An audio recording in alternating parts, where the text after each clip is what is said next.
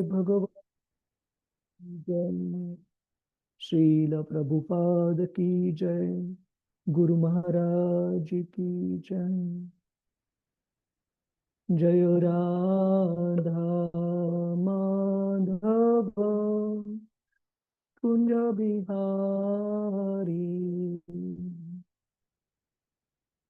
जय राधा माधव कुंज बिहारी। जय गोपी जन वल्लभ गिरिवरधारी। जय गोपी जन वल्लभ गिरिवरधारी। यशोदनन्दन व्रज जनरञ्जन। यशोदनन्दन व्रज जनरञ्जन। जमुनातीरा वनचारी। जमुनातीरा वनचारी। जय राधा माधव कुंज बिहारी। जय राधा माधव कुंज बिहारी। श्री कृष्ण चैतन्य प्रभु नित्यानंदा। श्री अद्वैता गदाधर श्रीवासादि गौर भक्तवृंद। हरे कृष्ण कृष्ण कृष्ण हरे हरे हरे राम राम राम हरे हरे। हरे कृष्ण कृष्ण कृष्ण हरे हरे हरे राम राम राम हरे हरे। हरे कृष्ण कृष्ण कृष्ण हरे हरे हरे राम राम राम हरे हरे। हरे कृष्ण कृष्ण कृष्ण हरे हरे हरे राम राम राम हरे हरे। हरे कृष्ण कृष्ण कृष्ण हरे हरे हरे राम राम राम हरे हरे। जय राधा गोविंद राधा गोविंद श्री राधे। जय जगन्नाथ जय बलदेव जय सुभद्रा। जगन्नाथ स्वामी नयन पथगामी भवतु मे। जय गौरानिताय गौरानिताय जय गौरानिताय। जय जय प्रभुपाद।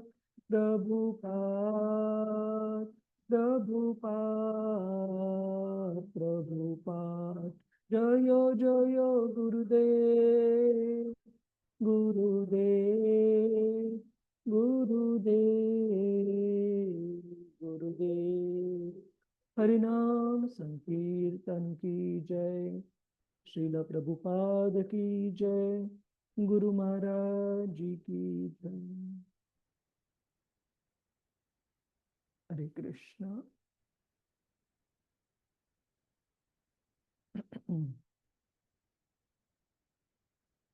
ओम नमो भगवते वासुदेवाय। ओम नमो भगवते वासुदेवाय। ओम नमो भगवते वासुदेवाय। नारायणं नमस्कृत्य नरं चैव नरोत्तमं देवीं सरस्वतीं व्यासं ततो जयमुदीरये। नष्टप्रायेषु अभद्रेषु नित्यं भागवत सेवया भगवती उत्तमश्लोके भक्तिर्भवति नैष्टिकी। कृष्णाय वासुदेवाय देवकीनन्दनाय च नन्दगोपकुमाराय गोविंदाय नमो नमः। हरे कृष्ण। माताजी, मी थोडी अगोदरच माझी स्क्रीन शेअर केली, तुम्ही करू शकता शेअर, जेणेकरून भक्तांना प्रार्थना दिसेल. ओके. हरे कृष्ण. ओम अज्ञानतिमिरन्धस्य ज्ञानाञ्जनशलाकया चक्षुरुन्मीलितं येन तस्मै श्रीगुरवे नमः। श्रीचैतन्यमनोभीष्टं स्थापितं येन भूतले स्वयं रूप कदा मह्यं ददाति स्वपदान्तिकं। वन्देऽहं श्रीगुरो श्रीयुतापदकमलं श्रीगुरोन् वैष्णवांश्च। श्रीरूपं सागरजातां सहगना रघुनाथान्वितं तं सजीवं साद्वैतं सावधूतं परिजनसहितं कृष्णचैतन्यदेवं श्रीराधा कृष्णपदान् सहगना ललिता श्री विशाखा विंतांत हे कृष्ण करुणा सिंधु दीनबंधु जगत्पते गोपेश गोपिका कांत श्रीराधा कांत नमोस्तुते। तप्त कांचन गौरांगी श्रीराधे वृंदावनेश्वरी वृषभानुसुते देवी प्रणमामि हरिप्रिये। वाञ्छाकल्पतरुभ्यश्च कृपा सिन्धुभ्य एव च पतितानां पावनेभ्यो वैष्णवेभ्यो नमो नमः। नमो ॐ विष्णुपदाय कृष्णपृष्ठाय भूतले श्रीमते भक्तिवेदान्त स्वामी इति नामिने। नमस्ते सरस्वते देवी गौरवाणी प्रचारिणे निर्विशेष शून्यवादी पाश्चात्य देशतारिणे। जय श्री कृष्ण चैतन्य प्रभु नित्यानंद श्री अद्वैत गदाधर श्रीवास आदि गौर भक्त वृंदा। हरे कृष्ण कृष्ण कृष्ण हरे हरे हरे राम राम राम हरे हरे. हरे कृष्णा. प्रभुजीज, माताजीज, आपल्या सर्वांचं स्वागत आहे आजच्या श्रीमद भागवतम चर्चेमध्ये.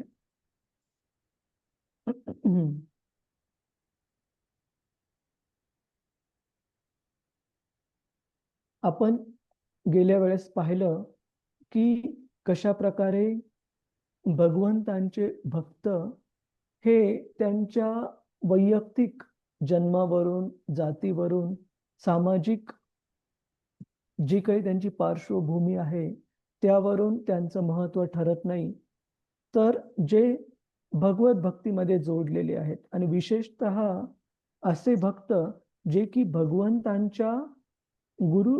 भगवंतांपासून चालत आलेल्या गुरु शिष्य परंपरेमध्ये भक्तीमध्ये जोडलेले आहेत आणि आपल्या गुरुच्या मार्गदर्शनाखाली भक्ती मार्गाचं पालन करत आहेत, त्यांचं विशेष महत्त्व सांगितलेलं आहे की असे जे भक्त आहेत ते त्यांच्या कुठल्याही सामाजिक भौतिक स्तरावरच्या पार्श्वभूमीच्याही पलीकडचे आहेत, कारण ते भक्तीमध्ये जोडलेले आहेत शुद्ध भक्तांच्या मार्गदर्शनाखाली. आणि त्यानंतर आपण पाहत होतो की अशा प्रकारचे भक्त जे भगवंतांच्या भक्तीमध्ये त्यांना जोडलेले असतात, भगवंतांच्या भक्तीमध्ये स्वतःचं जीवन समर्पित केलेलं असतं, लीन केलेलं असतं, अशा भक्तांसाठी भगवत भक्ती हेच त्यांचं सर्वस्व असतं आणि अशा भगवंतांशिवाय दुसऱ्या कोणत्याही व्यक्तीला ते आपलं जीवन समर्पित करू शकत नाहीत. आणि आपण वेगवेगळे श्लोक पाहण्याचा प्रयत्न केला की कशा प्रकारे असा भक्त जो की जीवनातल्या कठीण काळामध्ये पण ज्यावेळेस खूप सारे असंख्य सारे संकट चहुबाजूंनी अडचणी येत असतील, परंतु त्या सर्व अडचणींना तोंड देत असताना, संकटांना तोंड देत असताना पण जो भक्त आपल्या भक्तीमध्ये एकनिष्ठ राहतो, भगवंतांच्या भक्तीमध्ये एकनिष्ठ राहतो, असे भक्त कशा प्रकारे भगवत धामात जाण्यासाठी पात्र ठरतात. आणि त्यानंतर आपण भगवंतांच्या भक्तांकडून कशा प्रकारे पतितांमधील पतित अशा जीवांचा उद्धार केला जातो, त्याच्यामुळे भगवंतांच्या भक्तांना पतित पावन असं म्हटलं जातं की जे विशेषरित्या पतित लोक आहेत, अशा लोकांचा पण ते उद्धार करण्याची क्षमता त्यांच्यामध्ये आहे, जर त्या व्यक्तीने कृष्ण भक्तीच्या नियमांचं व्यवस्थित पालन, जीवनशैलीचं व्यवस्थित पालन केलं तर.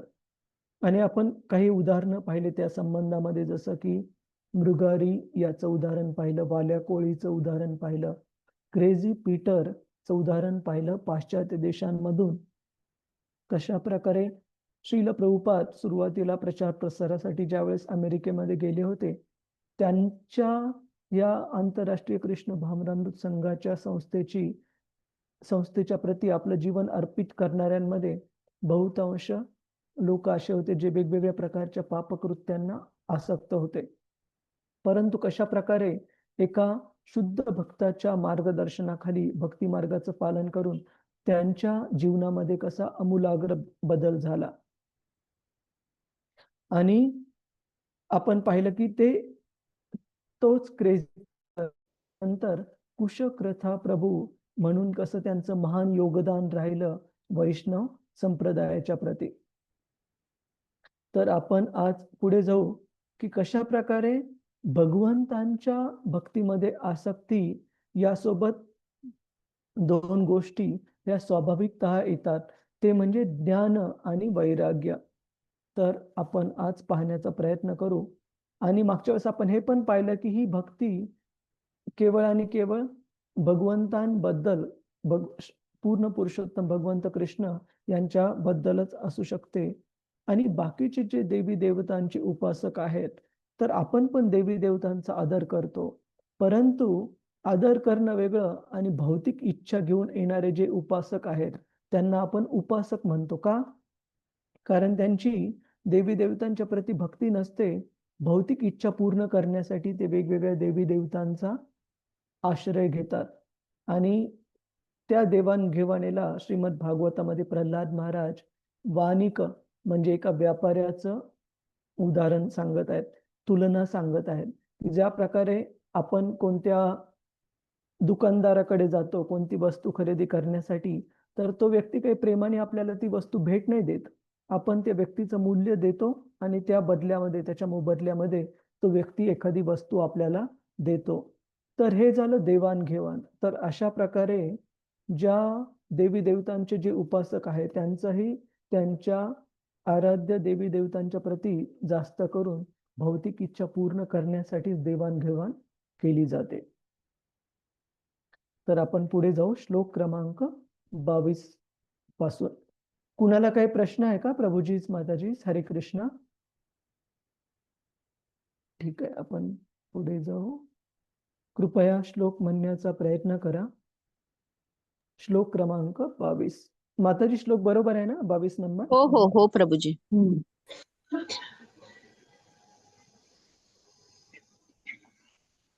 यत्रानुरक्ता सहसैव धीरा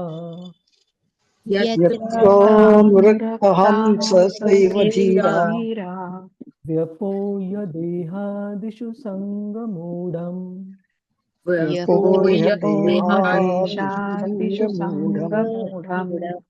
व्रजन्ति तत्पारमहंस्य मन्त्यम्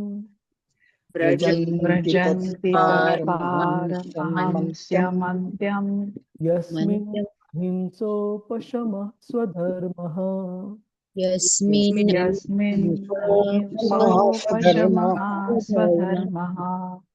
हरे कृष्णा. कुणाला वाचायचं आहे का प्रभुजी माताजी? हरे कृष्ण. हरे कृष्ण. मी वाचू प्रभुजी? हा, क्षितिजा माताजी. हरे कृष्ण. हरे कृष्ण. श्रीला प्रभुपाद की जय. जे आत्मसंयमी महात्मे भगवान श्रीकृष्णांच्या ठिकाणी आसक्त असतात ते लौकिक आसक्तीचे जग एकाएकी सोडून देतात. अगदी आपल्या स्थूल शरीरावरील आणि चित्तावरील आसक्ती सुद्धा ते सोडून देतात आणि संन्यस्त अवस्थेतील परिपूर्णावस्था प्राप्त करण्यासाठी दूर निघून जातात. परिणामतः त्यांची वृत्ती अहिंसक आणि वैराग्यशील बनते. तात्पर्य: केवळ आत्मसंयमी व्यक्तीच पूर्ण पुरुषोत्तम भगवंतांशी हळूहळू संबंध प्रस्थापित करू शकतो.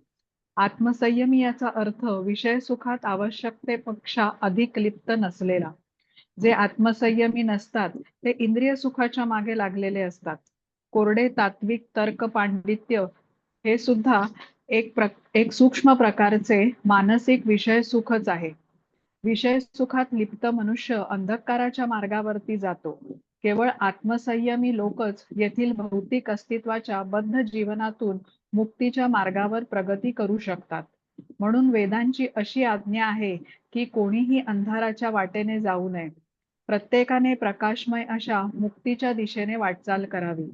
इंद्रियांना विषयांपासून कृत्रिमरित्या आवरून धरल्याने आत्मनिग्रह साधत नाही, तर आपल्या विशुद्ध इंद्रियांना भगवंतांच्या दिव्य सेवेत संलग्न करून भगवंतांशी प्रत्यक्ष जोडल्यानेच आत्मसंयम साधता येतो.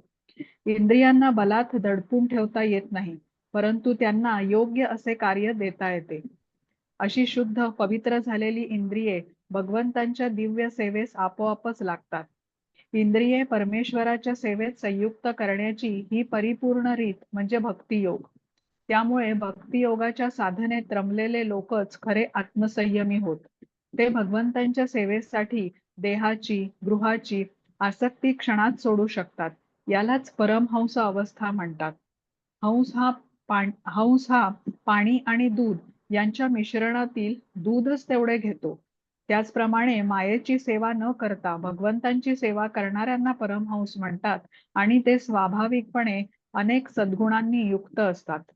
उदाहरणार्थ निरअहंकारता, निरअभिमानता, अहिंसा, सहिष्णुता, साधेपणा, सुसंस्कृतपणा, भक्ती आणि निष्ठा हे सर्व दैवी गुण भगवत भक्ताच्या अंगी उत्स्फूर्तपणे प्रकट होतात. भगवत सेवेत सर्वथा समर्पित असे परमहंस विरळच असतात. वास्तविक अहिंसा म्हणजे मात्सर्य रहित होणे होय. या जगात प्रत्येकाला आपल्या जवळच्या दुसऱ्या माणसाचा हेवा वाटतो, परंतु परमहंस भगवत सेवेला सर्वस्वी वाहिलेला असल्याने तो हेवा, मत्सर यापासून पूर्णपणे मुक्त असतो. तो प्रत्येक प्राणी मात्राला भगवंतांच्या संबंधात पाहून त्यांच्यावर प्रेम करत असतो. भगवंतांवर पूर्णपणे अवलंबून राहणे हा वैराग्याचा वास्तविक अर्थ आहे. जगात प्राणीमात्राची परिस्थिती अशी आहे की तो कोणावर तरी अवलंबून राहतो. त्याची जडणघडणच तशी आहे. वस्तुतः प्रत्येक प्राणी हा परमेश्वरावरच अवलंबून आहे. परंतु आपले हे परमेश्वराशी असलेले नाते जेव्हा तो विसरतो, तेव्हा तो भौतिक संबंधांवर अवलंबून राहू लागतो. वैराग्याचा अर्थ आहे प्राकृतिक संबंधाचा आश्रय सोडून पूर्णपणे भगवान श्रीकृष्णांच्या कृपेचा आश्रय घेणे. भौतिक संग्रहावर अवलंबून राहणे सोडून पूर्णपणे भगवंतांच्या कृपेचे आश्रित होणे हे वास्तविक स्वातंत्र्य होय. ही परमहंस अवस्था भक्तियोगातील सर्वोच्च सिद्धी आहे. हरे कृष्ण. श्रीला प्रभुपाद की जय. हरे कृष्ण. धन्यवाद माताजी. तर इथे सांगितलेलं आहे की जे आत्मसंयमी महात्मे भगवान श्रीकृष्णांच्या ठिकाणी आसक्त असतात ते लौकिक आसक्तीचे जग एकाएकी सोडून देतात. अगदी आपल्या स्थूल शरीरावरील आणि चित्तावरील आसक्ती सुद्धा ते सोडून देतात आणि संन्यस्त अवस्थेतील परिपूर्ण अवस्था प्राप्त करण्यासाठी दूर निघून जातात. परिणामतः त्यांची वृत्ती अहिंसक आणि वैराग्यशील बनते. तर खूप छान असे उदाहरणं आपल्याला या मुद्द्यावर सापडतात श्रीमद भागवतामध्ये आणि बाकीच्याही ग्रंथांमध्ये. तर एका व्यक्तीचं उदाहरण मी आपल्याला सांगू इच्छिल. श्रील रामानुजाचार्य यांचे ते महान शिष्य होऊन गेले. एक मिनिट द्या, मला त्यांचं नाव एकदा कन्फर्म करू द्या. एक मिनिट. हरे कृष्ण कृष्ण कृष्ण हरे हरे, हरे राम राम राम हरे हरे.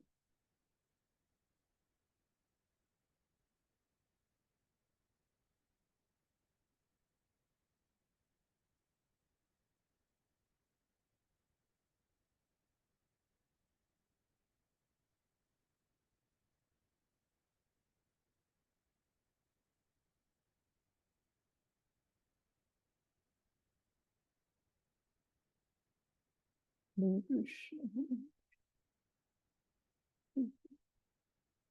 हरे राम हरे राम.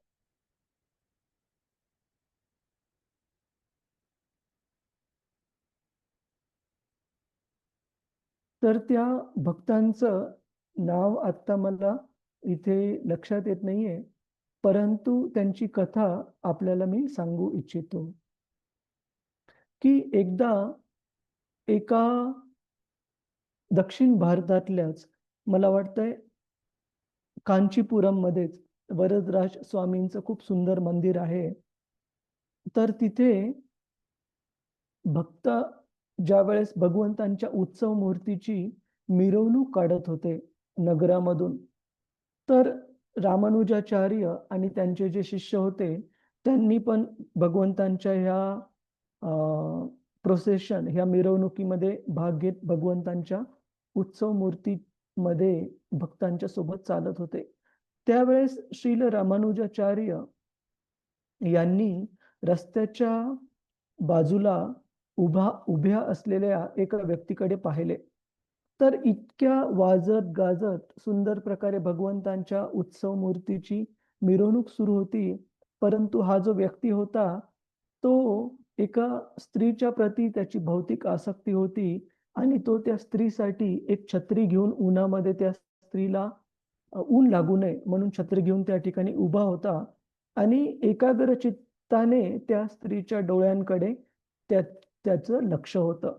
आणि रामानुजाचार्य यांनी, बाकीचे लोक पण ही गोष्ट पाहत होते आणि त्यांना काहीसं विचित्र वाटत होतं आणि रामानुजाचार्यांना पण खूप वेगळं वाटलं की अरे, इथे एवढ्या गजबजलेल्या रस्त्यावर ज्या ठिकाणी भगवंतांची मिरवणूक चालू आहे, कीर्तन सुंदर सुरू आहे आणि इतके सारे लोक भगवंतांच्या सुंदर अर्च विग्रहाचं दर्शन घेण्यामध्ये मग्न आहे आणि हा जो व्यक्ती आहे त्याला हे कळत पण नाहीये की आपल्या बाजूनी ही भगवंतांची उत्सव मिरवणूक जात आहे. तर रामानुजाचार्य यांनी त्यांच्या एका शिष्याद्वारे त्या व्यक्तीला आपल्या जवळ बोलवून घेतले आणि त्याला विचारले की तू का बरं ह्या स्त्रीच्या प्रती एवढा आसक्त आहेस की तुला भगवंतांची मिरवणूक इथून जात आहे त्याचा पण काही पत्ता पण नाही. आणि त्या व्यक्तीने सांगितलं, कारण मी ह्या जगामध्ये कोणतीच दुसरी गोष्ट इतकी सुंदर पाहिले नाही जेवढे ह्या स्त्रीचे डोळे आहेत. आणि रामानुजाचार्य यांनी त्याला विचारलं की मी जर तुला अशी जर एखादी गोष्ट दाखवली जी त्याहूनही अधिक सुंदर आहे तर तर तो म्हणाला की खूप छान, तुम्ही दाखवा मला आणि मी माझं संपूर्ण आयुष्य अशा व्यक्तीच्या प्रती समर्पित करण्यासाठी तयार आहे जर मला या स्त्रीपेक्षाही सुंदर कोणत्या दुसऱ्या व्यक्तीचे जर तुम्ही दर्शन घडवून आणले. आणि दुसऱ्या दिवशी रामानुजाचार्य यांनी त्या व्यक्तीला श्री वरदराज स्वामी ह्यांच्या, ही मला घटना एक्झॅक्टली पाहावं लागेल की श्रीरंगममध्ये घडली का कांचीपुरम, मला वाटतं श्रीरंगमध्ये वरदराज, कांचीपुरम मध्ये नाही तर श्रीरंगमध्ये.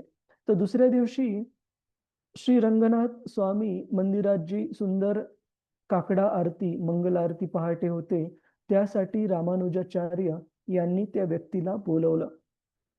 आणि पहाटेच्या ब्रह्ममुहूर्ताच्या वेळेला ज्या वेळेस ती काकडा आरती होत होती त्यावेळेस भगवंतांच्या चेहऱ्यावर जो प्रकाश असतो तो केवळ आणि केवळ भगवंतांना अर्पण केल्या जाणाऱ्या आरतीचाच प्रकाश त्यांच्या चेहऱ्यावर असतो. तर ज्या वेळेस रामानुजाचार्य यांच्या कृपेने ह्या व्यक्तीला, जो की या स्त्रीच्या प्रती इतका आसक्त होता, त्या ठिकाणी आणल्या गेले आणि त्यावेळेस भगवंतांच्या मुखकमळाचं सौंदर्य ज्यावेळेस त्या व्यक्तीने पाहिलं आणि शुद्ध भक्ताच्या मार्गदर्शनाखाली, श्रील रामानुजाचार्यांच्या मार्गदर्शनाखाली, तर त्याचं हृदय परिवर्तन झालं. आणि केवळ तो व्यक्तीच नाही तर तो व्यक्ती ज्या स्त्रीच्या प्रती आसक्त होता ती स्त्री, हे दोघंही श्री रामानुजाचार्य यांच्या प्रती त्यांनी आपलं जीवन समर्पित केलं. आणि नंतर ह्या व्यक्तीचं त्या स्त्रीबरोबर रामानुजाचार्य यांनी लग्न पण लावून दिलं, तर ते नवरा बायको झाले. तर हे जे कुटुंब होतं नवरा बायको, हे दोघंही यांनी श्री रामानुजाचार्य यांच्याकडून दीक्षा प्राप्त केली. आणि रामानुजाचार्यांचे जे दुसरे शिष्य होते त्यांच्यापैकी काही महान संन्यासी वगैरे होते, तर त्यांना असुरक्षितता नेहमी वाटायची की आपले गुरु जे की इतके महान वैरागी आहेत, संन्यासी आहेत, ते ह्या अशा व्यक्तीच्या प्रती जो की भौतिक जीवनामध्ये इतका बुडालेला होता, एका स्त्रीच्या प्रती त्याची आसक्ती होती, आणि अशा त्यांच्या शिष्यांच्या प्रती म्हणजे नवरा बायकोंच्या प्रती का बरे आपले गुरु एवढे कृपाळू आहेत. तर रामानुजाचार्य यांनी एक गोष्ट करायची ठरवली जेणेकरून त्यांचे हे जे बाकीचे शिष्य आहेत जे की ह्या भक्ताप्रती, जे की अगोदर भौतिक आसक्तीत बुडालेले होते, या भक्ताप्रती ईर्ष्या बाळगतात, तर त्यांची ही मनस्थिती दुरुस्त करण्यासाठी रामानुजाचार्य यांनी एक योजना आखली. त्यांनी काय केलं की एके दिवशी रात्री सर्व भक्त, ब्रह्मचारी आश्रमात राहत असणारे भक्त हे झोपलेले असताना रामानुजाचार्य गेले आणि त्यांनी प्रत्येक भक्ताचे जे कपडे वाळू घातलेले आहेत, धोती वगैरे, त्या कपड्यांना थोडंसं काही काही ठिकाणी कापले. आणि सकाळी ज्या वेळेस हे भक्त उठले आणि तयार होण्यासाठी, अंघोळ वगैरे झाल्यानंतर आपले कपडे घालण्यासाठी घेतले, त्यावेळेस त्यांच्या लक्षात आलं की अरे, आपले तर कपडे कोणीतरी फाडलेले आहेत. आणि त्यांच्यामध्ये वाद सुरू झाला त्या भक्तांमध्ये. आणि ते जे वादविवाद होता, भांडण जे होतं, ते रामानुजाचार्य यांच्याकडे आले. तर रामानुजाचार्य यांनी त्या भक्तांना थोडंसं शांत केलं आणि नंतर त्या भक्ताच्या, त्यांच्या शिष्याच्या, जे की अगोदर भौतिक जीवनामध्ये त्या स्त्रीच्या प्रती खूप आसक्त होते, त्यांच्या घरी जाण्यासाठी सांगितलं. आणि त्यांच्या घरी जाण्याच्या पूर्वी एक विशेष सूचना दिली, की तुम्ही जा आणि अशी संधी निवडा, की ज्यावेळेस ती स्त्री जी आहे, ती पत्नी जी आहे त्या भक्तांची, ती आराम करत असेल, झोपलेली असेल आणि तुम्ही तिच्या अंगावरचे दागिने हे चोरून आणा. तर ते तर खूप घाबरले. आता भक्तांना तर या सगळ्या गोष्टींची काही सवय नसते. पण आपल्या गुरुची आज्ञा कशी मोडणार? तर ते दुपारच्या वेळेस जातात आणि त्यावेळेस ती स्त्री आराम करत असते. तिचे पती काही घरी नसतात. आणि हे भक्त हळूच तिच्या अंगावरून दागिने काढण्याचा प्रयत्न करतात. कानातले म्हणा वगैरे जे दागिने सहज काढता येतील, तिला न उठवता. आणि त्या स्त्रीला झोपेत असताना एवढी पण ती गाढ झोपलेली नव्हती, की तिला कळणार नाही आपल्या अंगावरचे दागिने कुणी काढण्याचा प्रयत्न करत आहे. परंतु हे ज्यावेळेस तिच्या लक्षात आलं, ती झोपलेली असताना, की हे तर आपल्या गुरु महाराजांचे शिष्य आलेले आहेत. तर तिने हे कळून पण, की कुणीतरी चोरी करण्याचा प्रयत्न करत आहे, असं दाखवलं, की मी झोपलेलीच आहे.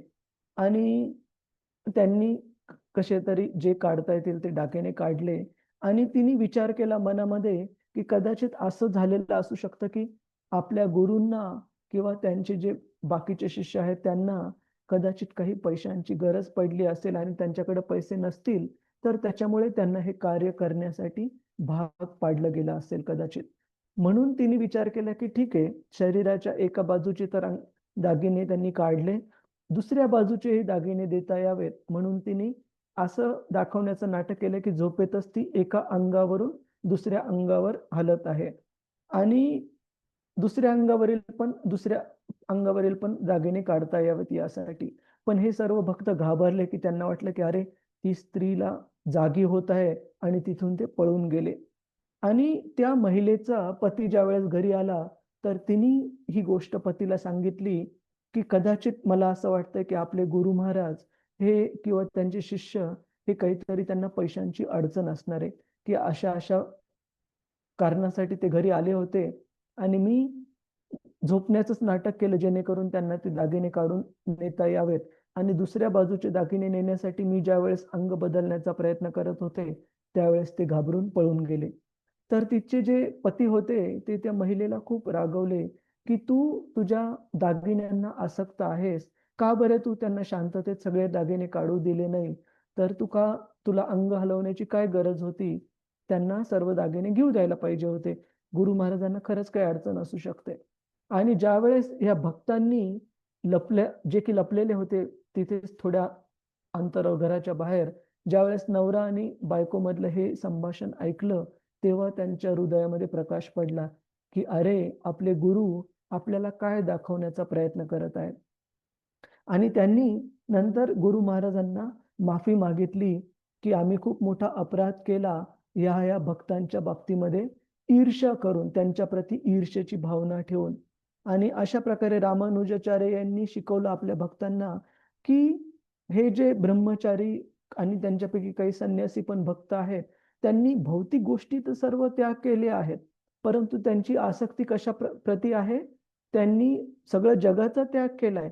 पण जे साधे कपडे, एका संन्यासाचे कपडे, धोती आणि कुर्ता आणि अंगावर अंगवस्त्र, हे जे साधे कपडे एका संन्यासाचे आहेत, त्या साध्या कपड्यांच्या प्रती पण त्यांची आसक्ती एवढी आहे, की थोडं त्या कपड्यांना काही झालं, तर एकमेकांची भांडण करण्यासाठी ते तयार आहेत. परंतु हा जो व्यक्ती आहे, जो अगोदर भौतिक आसक्तीमध्ये बुडालेला होता, परंतु आता आध्यात्मिक मार्गावर त्याची प्रगती एवढी छान झाली, की तो आणि त्याची पत्नी आपल्या गुरूंच्या सेवेसाठी स्वतःचं सर्वस्व अर्पण करायला पण मागे-पुढे बघत नाहीयेत. तर ही ज्यावेळेस त्यांची समर्पणाची भावना रामानुजाचार्यांच्या बाकी भक्तांनी पाहिली, तेव्हा त्यांचं पण हृदय परिवर्तन झालं आणि ह्या भक्तांबद्दल, पती-पत्नीबद्दल त्यांच्या मनामध्ये आदर निर्माण झाला. तर अशा प्रकारे आपण बघतो इथे सांगितलंय, की अशा प्रकारचे लौकिक आसक्तीचे जग, लौकिक आसक्ती म्हणजे भौतिक गोष्टी ज्या की माणसाला भौतिक अवस्थेमध्ये ठेवतात, आसक्त करतात. अशा प्रकारचं जग, असे महात्मे ज्यांनी की भगवंतांच्या भक्तीमध्ये जोडले गेलेले आहेत, भगवंतांच्या भक्तीमध्ये आसक्त झालेले आहेत. असे व्यक्ती या भौतिक जगातले आकर्षण स्वाभाविकतः त्याग करू शकतात. अगदी आपल्या स्थूल शरीरावरील आणि चित्तावरील आसक्ती सुद्धा ते सोडून देतात आणि संन्यस्त अवस्थेतील परिपूर्ण अवस्था प्राप्त करण्यासाठी दूर निघून जातात. परिणामतः त्यांची वृत्ती अहिंसक आणि वैराग्यशील बनते. अजून एका महान भक्तांचं उदाहरण आपण पाहू.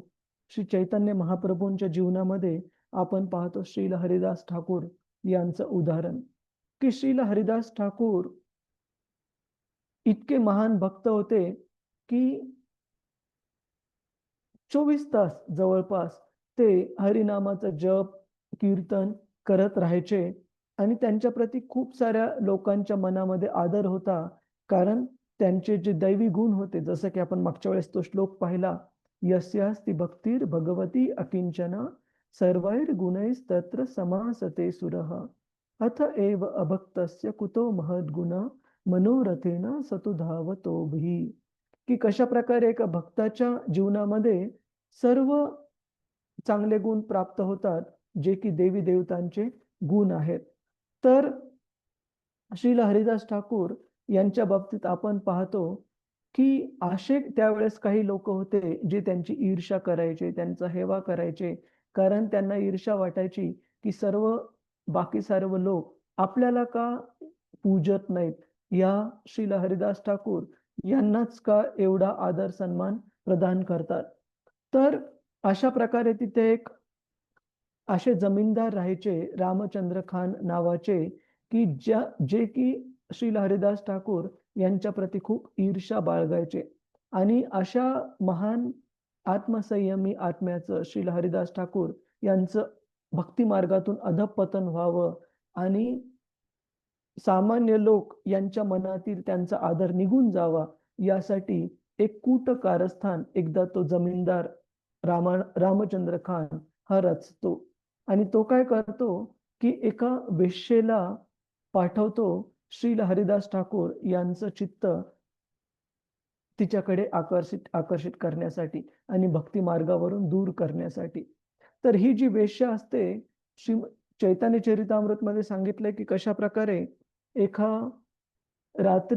मध्यरात्रीच्या वेळेस ती श्रील हरिदास ठाकूर यांच्या कुटीरमध्ये जाते आणि त्यांना म्हणते की हे श्रील हरिदास ठाकूर, तुम्ही किती तरुण आहात आणि किती सुंदर आहात, तर तुम्ही माझ्या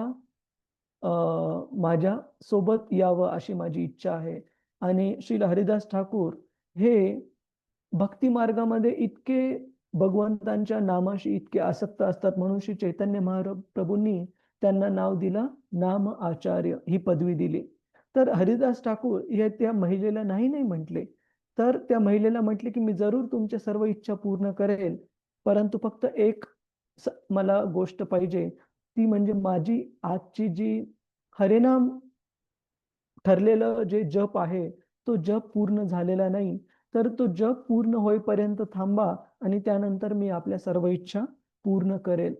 आणि अशा प्रकारे श्रील हरिदास ठाकूर जप करायला सुरुवात करतात आणि ती जी स्त्री आहे ती त्या ठिकाणी वाट पाहत बसून राहते त्यांच्या आश्रमाच्या समोर, की ह्यांचा जप झाल्यानंतर यांना आपण आपल्याकडे आकर्षित करण्याचा प्रयत्न करू. आणि अशा प्रकारे त्यांचं ज्यावेळेस पावित्र्य ढाळलं जाईल, त्यांचं अधःपतन होईल, त्यावेळेस सर्व लोकांना कळाल्यानंतर मग लोकांच्या मनामध्ये श्रील हरिदास ठाकूर यांच्या प्रती घृणा निर्माण होईल. अशा प्रकारचा दुष्ट कट रचलेला असतो त्या महिलेद्वारे आणि जमीनदार रामचंद्र खान यांच्याद्वारे. परंतु याच्यामध्ये प्रॉब्लेम हा येतो की श्रील हरिदास ठाकूर भगवंतांच्या नावाला इतके आसक्त असतात की त्यांचा जप संपतच नाही. सकाळ व्हायला लागते आणि तरी पण श्रील हरिदास ठाकूर हे जप करत असतात. मग ती महिलेला वाटतं की अरे आता दिवस वगैरे उजडल्यानंतर बाकीचे लोक वगैरे यायला लागतील आणि त्यावेळेस आपला हा कट पूर्णत्वास नेण्यास अवघड जाईल आपल्याला, म्हणून पुन्हा दुसऱ्या दिवशी संध्याकाळी येण्याचं ठरवून ती तिथून निघून जाते. पुन्हा दुसऱ्या दिवशी रात्री आल्यानंतर ही गोष्ट रिपीट होते की ती श्रील हरिदास ठाकूर यांचं मन आकर्षित करण्याचा प्रयत्न करते आणि श्रील हरिदास ठाकूर तिला सांगतात की मी जरूर आपल्या इच्छा पूर्ण करेल, परंतु हरे कृष्ण महामंत्राचा माझा जो ठरलेला जप आहे तो पूर्ण होऊ द्या. आणि अशा प्रकारे एकानंतर एक 3 रात्र जातात आणि तिसऱ्या रात्री नंतर त्या महिलेला आपली चूक कळते की आपण ज्या व्यक्तीचं अधःपतन करण्यासाठी कूटकारस्थान रचलेलं होतं तो व्यक्ती साधारण व्यक्ती नाहीये, तर ते भगवत नामाला खूप आसक्त आहेत आणि एक महान भक्त आहेत. तर त्यांच्या प्रती ती आपलं जीवन समर्पित करते आणि त्यांच्या समोर ही गोष्ट मांडते की कशा प्रकारे त्या रामचंद्र खान या जमीनदारांनी, जे की श्रील हरिदास ठाकूर यांच्या प्रती भयंकर ईर्ष्या बाळगायचे, श्रील हरिदास ठाकूर यांचं अधःपतन करण्यासाठी तिला पाठवलेलं असतं. ती गोष्ट ती श्रील हरिदास ठाकूर यांना सांगते आणि हरिदास ठाकूर त्या महिलेला म्हणतात की मला हे माहिती होतं की तू कोणत्या कारणासाठी आलेली आहेस आणि कुणी तुला पाठवलं होतं, पण मी फक्त एका गोष्टीसाठी 3 दिवस या ठिकाणी राहिलो, कारण मला तुझा उद्धार करायचा होता, तुला मदत करायची होती. आणि अशा प्रकारे त्या स्त्रीला खूप हे वाटतं, गिल्टी, अपराधी वाटतं की अशा महान भक्तांच्या प्रती आपण खूप मोठा अपराध केलेला आहे आणि ती प्रायश्चित्त करण्यासाठी मदत मागते श्रील हरिदास ठाकूर यांच्याकडून. आणि श्रील हरिदास ठाकूर सांगतात की तू आजच या क्षणी या पापी जीवनाचा त्याग कर आणि भगवंतांच्या कृपेने तुला ज्या ज्या गोष्टी आवश्यक आहेत हे जीवन व्यवस्थित जगण्यासाठी त्या सर्व प्राप्त होतील. आणि अशा प्रकारे ती जी वेश्या आहे ती श्रील हरिदास ठाकूर यांना पूर्ण शरण जाते आणि स्वतः एका वैराग्याचा भाव आणि बाकीच्या बाहेरच्या गोष्टी पण धारण करून, जसं की ती आपल्या डोक्याचं मुंडन करते आणि खूप साधा सरळ पोशाख धारण करून तिला श्रील हरिदास ठाकूर हरिनामाची दीक्षा देतात आणि त्या ठिकाणी तुळशीच्या समोर तिला बसून रोज जप करण्यासाठी निर्देश देतात आणि त्या ठिकाणाहून ते निघतात. मला वाटतं ते ठिकाण बेनापोल आहे, जे की आजच्या काळामध्ये बांगलादेशमध्ये आहे, जिथं श्रील हरिदास ठाकूर यांना त्या स्त्रीनी त्यांचं मन चोरण्याचा, हेरण्याचा प्रयत्न केला. तर अशा प्रकारे आपण बघतो की एखादा भौतिक आनंदाला, उपभोगाला आसक्त असलेला व्यक्ती असू किंवा भक्तीमध्ये पूर्णपणे जोडलेला, जसं की त्या भक्ताचं हृदय परिवर्तन झालं श्रील रामानुजाचार्य यांना शरण गेल्यानंतर, की एकदा भक्त भगवंतांची व्यवस्थित त्याची नाळ जोडल्या गेली भक्ती मार्गामध्ये की पूर्णपणे आत्मसंयमी होतो. आत्मसंयमी याचा अर्थ आहे की आपल्या इंद्रियांना विचलित न होऊ देता पूर्णपणे भगवंतांच्या सेवेमध्ये जोडणं. आणि असा व्यक्ती जो की ह्या स्त्रीसोबत इतका आसक्त होता, आपण श्रील रामानुजाचार्य यांच्या उदाहरणामध्ये पाहतो की भगवंतांची चाललेली मिरवणूक, प्रभात फेरी, पण त्याचा काही अतापता, त्याचा काही पत्ता नव्हता, परंतु एवढं त्याची आसक्ती होती त्या भौतिक व्यक्तीबरोबर, तिच्या डोळ्यांबद्दल. परंतु तीच आसक्ती कशा प्रकारे पूर्णपणे अहिंसक आणि वैराग्य वृत्तीमध्ये त्याचं हृदय परिवर्तन झालं, इतकं की तो व्यक्ती आणि त्याची नंतर झालेली पत्नी हे दोघंही नवरा बायको आपल्या गुरूंच्या प्रती इतके समर्पित होते की आपलं सर्वस्व पण आपल्या गुरूंच्या प्रती देण्यासाठी ते तयार होते. तर श्री भगवंतांच्या भक्ती मार्गामध्ये जोडल्यानंतर ह्या 2 गोष्टी प्राप्त होतात, ज्ञान आणि वैराग्य. कुणाचा काही प्रश्न आहे का? प्रभूजीच, माताजीच, आपण हे जे 2 उदाहरणं पाहिले, आपण उदाहरण पाहिलं कशा प्रकारे श्री रामानुजाचार्यांच्या या शिष्याचं, आणि आपण उदाहरण पाहिलं श्रील हरिदास ठाकूर यांचं. कुणाचा काही प्रश्न आहे का? हरे कृष्ण. हरे कृष्ण प्रभूजी. हा माताजी. हरे प्रभूजी, जे श्रील हरिदास ठाकूर होते आणि ज्यांनी वृंदावनामध्ये बाके बिहारी मूर्तीची स्थापना केली, ते हरिदास स्वामी हे दोघं एकच आहेत की वेगवेगळे पात्र आहेत? वेगवेगळे आहेत. वेगवेगळे आहेत प्रभूजी. हरे कृष्ण. हरे कृष्ण. हे जे ज्यांची कथा आपल्याला वर्णन केली श्रील हरिदास ठाकूर, ते श्री चैतन्य महाप्रभूंच्या लीलेमध्ये आहेत. आणि जशा प्रकारे वेगवेगळ्या महान भक्तांनी, जे की कृष्ण लीलेत पण अवतरित होते, त्यांनी आपलं योगदान दिलं श्री चैतन्य महाप्रभूंच्या लीलेमध्ये पण. तर असं सांगितलं जातं की साक्षात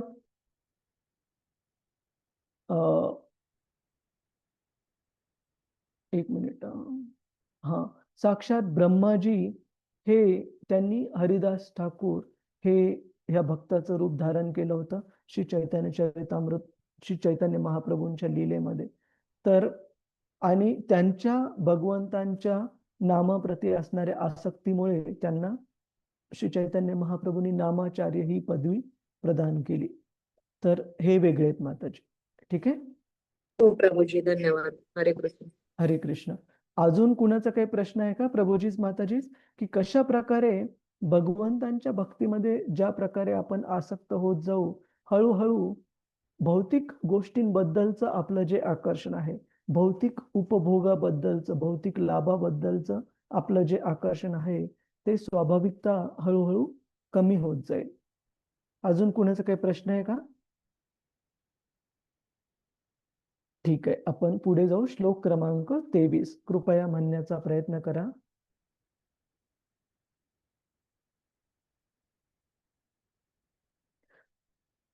अहम हि पृष्ठोर्यमनो भवद्भिः अहं हि पृष्ठोर्यमणो भवद्भिः आचक्ष आत्मावगमोऽत्र यावान् आचक्ष आत्मा अवगमोऽत्र यावान् नभः पतन्त्यात्मसमं पतत्रिणः नभः पतत्यात्मसमं पतत्रिण तथा समं विष्णुगतिं विपश्चितः.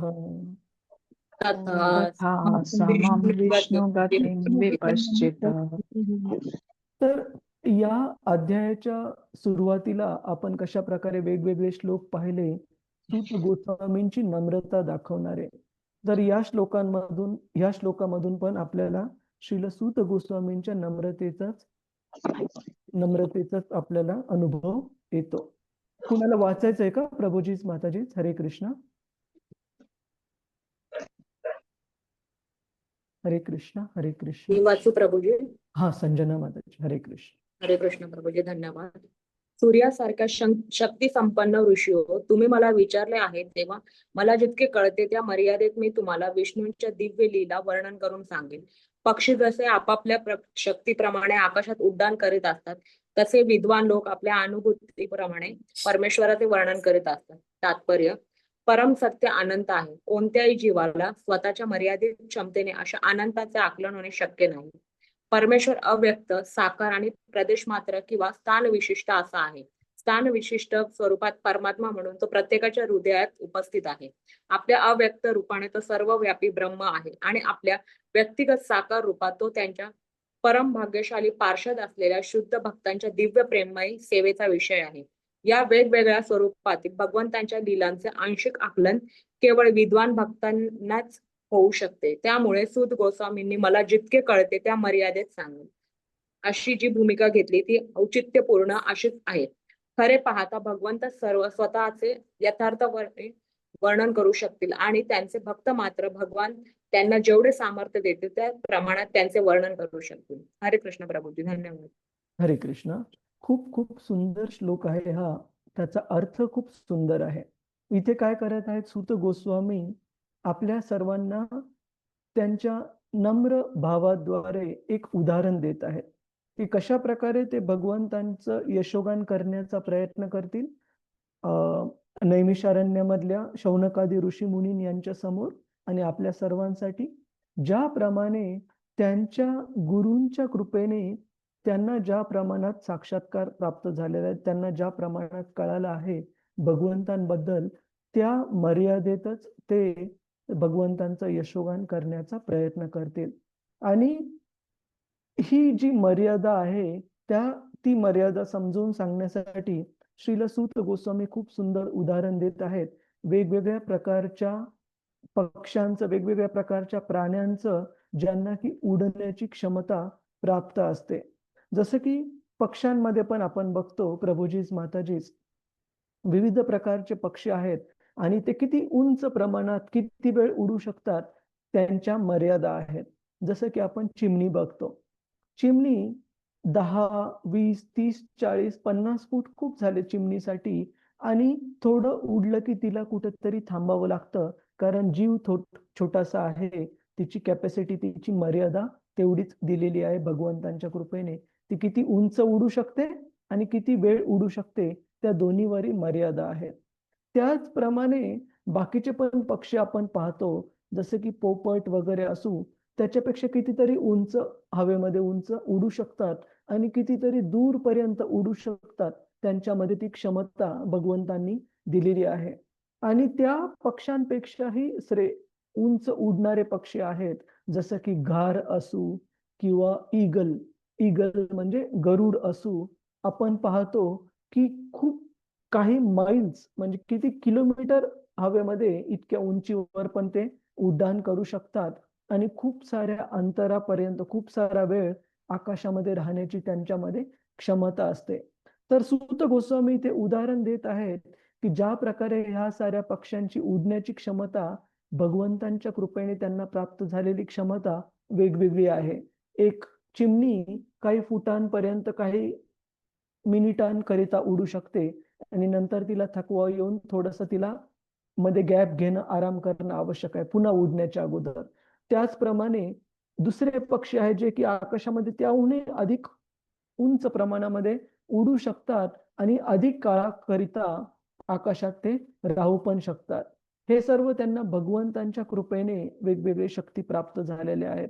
आणि ज्या प्रकारे या पक्ष्यांची उडण्याची क्षमता वेगवेगळी आहे, सूत गोस्वामी आपल्या नम्रतेने म्हणत आहेत की मला पण माझ्या गुरूंच्या कृपेने आणि भगवंतांच्या कृपेने जी काही थोड्याफार प्रमाणामध्ये क्षमता प्राप्त झालेली आहे, भगवंतांचं यशोगान करण्याची, त्या क्षमतेला अनुसरून, त्या क्षमतेच्या आधारे मी भगवंतांचा गुणगान करण्याचा, त्यांचं यशोगान करण्याचा प्रयत्न करेल. तर ही भावना खूप महत्वाची आहे.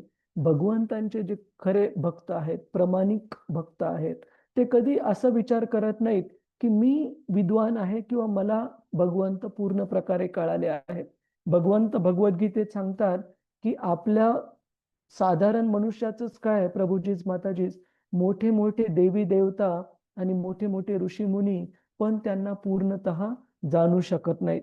केवळ आणि केवळ जे शुद्ध भक्तीच्या स्तरावर असणारे भक्त आहेत ते भगवंताला चांगल्या प्रकारे जाणतात आणि ते पण तेवढ्याच प्रमाणामध्ये जाणतात जेवढ्या प्रमाणामध्ये भगवंतांनी त्यांना शक्ती दिली आहे, जेवढ्या प्रमाणामध्ये भगवंतांनी त्यांना क्षमता प्रदान केलेली आहे भगवंतांना जाणण्यासाठी.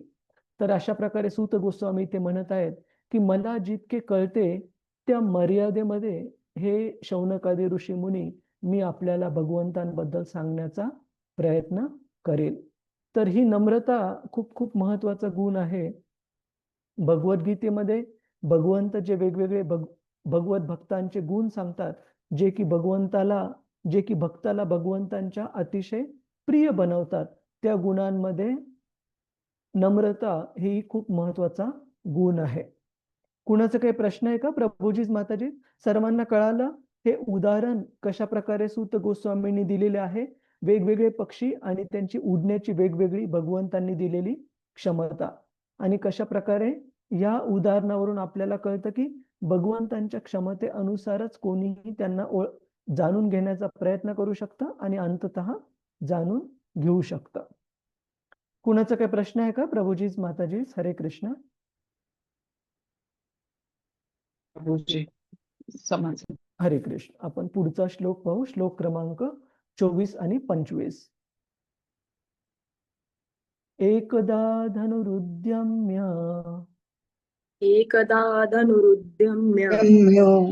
विचरन् मृगयां वने विचरन् मृगयां वने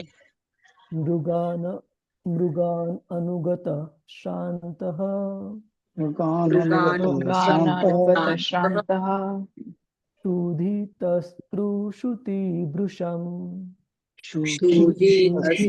तृषितो वृषम् जलाशयम् अचक्षानः जलाशयम् जलाशय अचक्षानः अचक्षाणः प्रविवेश तम् आश्रमम् प्रविवेश प्रविवेश तमाश्रमम् तमाश्रमम् ददर्श मुनिम् आसीनम् ददर्श ददर्श मुनिमासीनम् आसीनम् शान्तं मिलितलोचनम् शान्तं शान्तं मिलितलोचनम्. मिलितलोचनम्. हरे कृष्णा. कुणाला वाचायचं आहे का? प्रभूजीच माताजीच. हरे कृष्ण. हरे कृष्णा. गणेश कुलकर्णी प्रभूजी. एकदा परीक्षित महाराज मृगयेसाठी धनुष्य बाण घेऊन वनात गेले असता एका हरिणाचा पाठलाग करून थकले. त्यांना अत्यंत भूक व तहान लागली. तेव्हा पाण्याच्या शोधात असता त्यांनी सुविख्यात शमीक ऋषींच्या आश्रमात प्रवेश केला. तेथे त्यांनी डोळे बंद करून मौन धरून आसनस्थ असलेल्या मुनींना पाहिले. तात्पर्य श्रीप्रपादद्वारा श्रीप्रपाद की जय. भगवान आपल्या शुद्ध भक्तांविषयी इतके कृपाळू आहेत की ते योग्य वेळी त्यांना आपल्याजवळ बोलावतात आणि त्यांना एक मंगलमय संधी प्राप्त करून देतात. परीक्षित महाराज भगवंतांचे शुद्ध भक्त होते आणि त्यांना निरतिशय थकवा येण्याचे, भूक किंवा तहान लागण्याचे काही कारण नव्हते.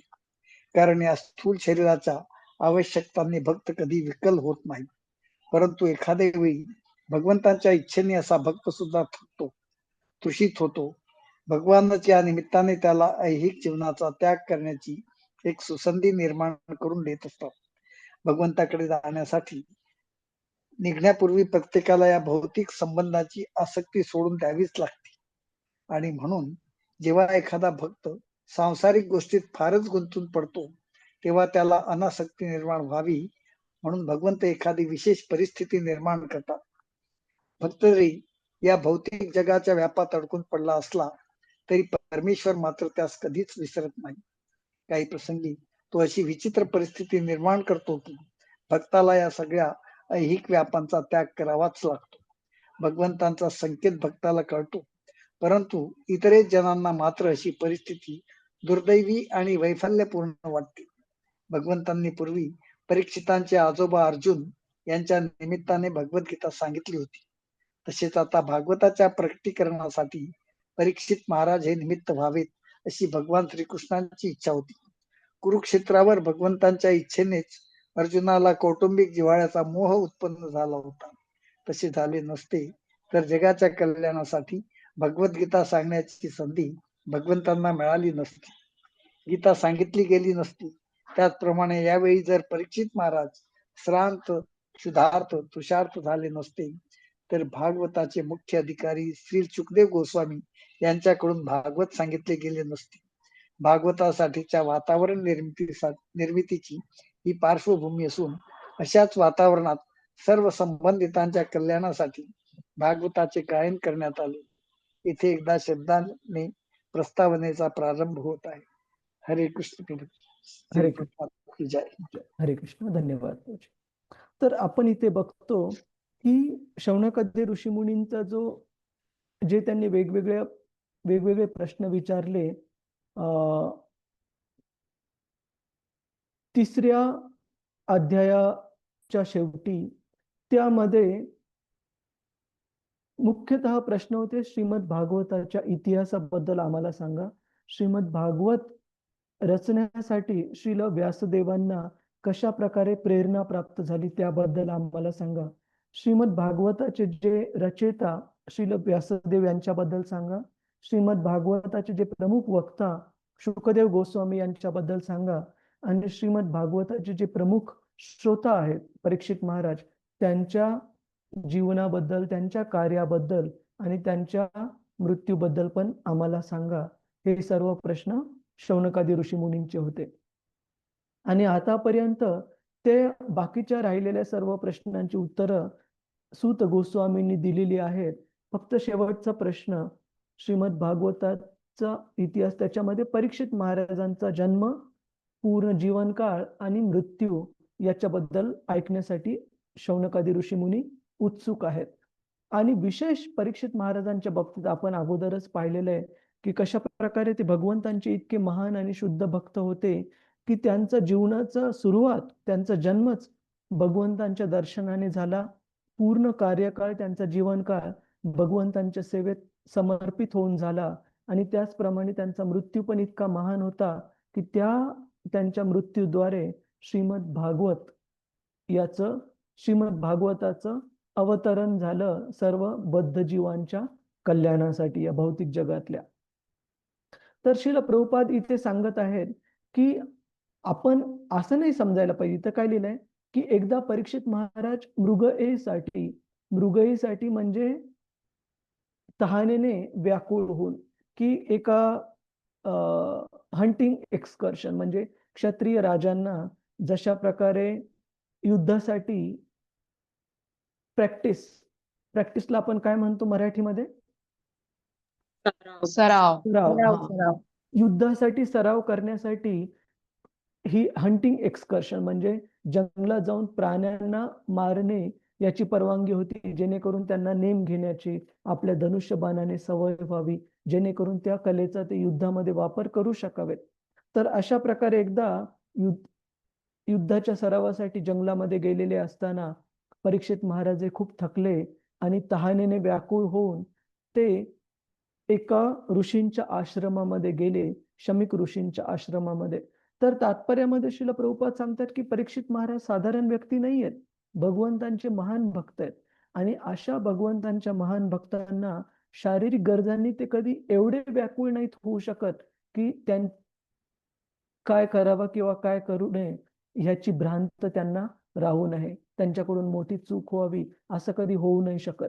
तर एकच कारण आपण याच्यामध्ये समजतो की परीक्षित महाराज भुकेने खूप व्याकुळ होण्याचं, किंवा नंतरच्या श्लोकामध्ये आपण पाहू त्या व्याकुळ अवस्थेमध्ये त्यांच्याकडून एक छोटीशी चूक होण्याचं एकच कारण आहे. कोणतं कारण आहे? भगवंतांची कृपा त्यांच्यावर नाही, त्यांच्यावर आणि त्यांच्याद्वारे आपल्या सर्वांवर. की कशा प्रकारे भगवंत ज्या वेळेस बद्ध जीवांचा उद्धार करावायचा असतो, आपल्या प्रिय अशा भक्तांना वेगवेगळ्या प्रकारच्या कठीण अवस्थेमध्ये टाकतात. जसं प्रभुपाद उदाहरण देतात, अर्जुनाला भगवंतांनी कठीण अवस्थेमध्ये टाकलं कुरुक्षेत्राच्या युद्धभूमीवर, कुरुक्षेत्राचं युद्ध सुरू होण्याच्या अगोदर, जेणेकरून अर्जुन हा पूर्ण भ्रमामध्ये गेला की आपल्या प्रियजनांना मी मारावे का मी मारू नये, आणि मारावे तर माझे गुरु, माझे आजोबा, माझे भाऊ भावंड यांना कसं मी मारणार. आणि वेगवेगळे कारण अर्जुन सांगतो भगवंतांना. भगवद्गीतेच्या सुरुवातीला 5 वेगवेगळ्या प्रकारचे कारण सांगतो की तो का युद्ध करू शकत नाही. तर तशाच प्रकारे ज्या प्रकारे अर्जुनाला भगवंतांनी आपल्या एका इन्स्ट्रुमेंट म्हणजे आपल्या एका इन्स्ट्रुमेंटला आपण मराठीमध्ये काय म्हणतो प्रभुजीज माताजीज?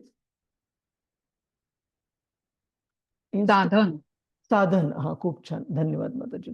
की आपल्या हातातल्या साधनाप्रमाणे आपला विशिष्ट हेतू पूर्ण करण्यासाठी भक्ताचं उदाहरण या जगासमोर प्रस्तुत करतात.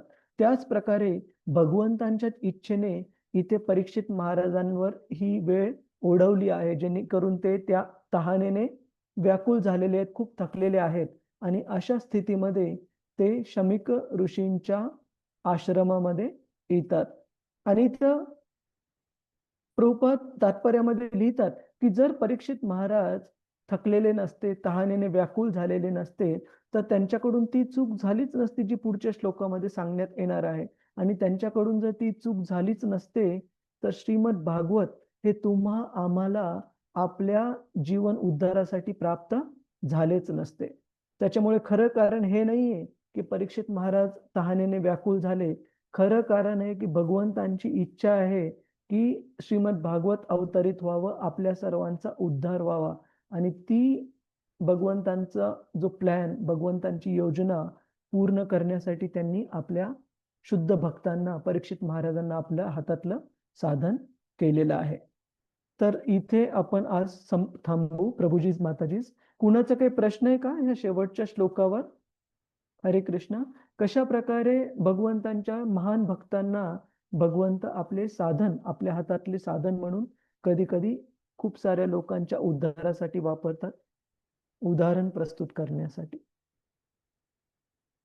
ठीक आहे, खूप खूप धन्यवाद प्रभूजीज, माताजीज. रतिरूपा माताजी, काही अनाउन्समेंट आहेत का? नाही प्रभूजी. ठीक आहे, ठीक आहे. तर आपण थांबू इथे. वंश कल्प तरुभ्यश्च कृपा सिंधुभ्य एव च पतितानां पावनेभ्यो वैष्णवेभ्यो नमो नमः. अनंत कोटि वैष्णव वृंद की जय. वैष्णव ठाकूर की जय. श्रील प्रभुपाद की जय.